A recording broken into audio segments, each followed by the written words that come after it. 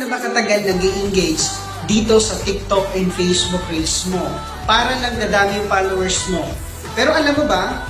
hanggang ngayon kung hindi ka pa rin kumikita dito sa TikTok and Facebook Reels mo, pero nag-i-engage ka rin naman, like pag-heart, pag-comment, and pag-share sa mga post dito sa TikTok and Facebook Reels mo, up until now, hindi mo pa rin alam kung paano kumita. Pero kung dito sa sistemang ginagawa namin, pag ikaw nakakonect ka dito, kahit kundi pa lang yung followers mo, habang lumalaki yung followers mo, kumikita ka dito ng 15,000 to 25,000, depende yan sa effort o discount na gagawin mo. Well, kung ikaw interesado ka at gusto mong malaman kung paano,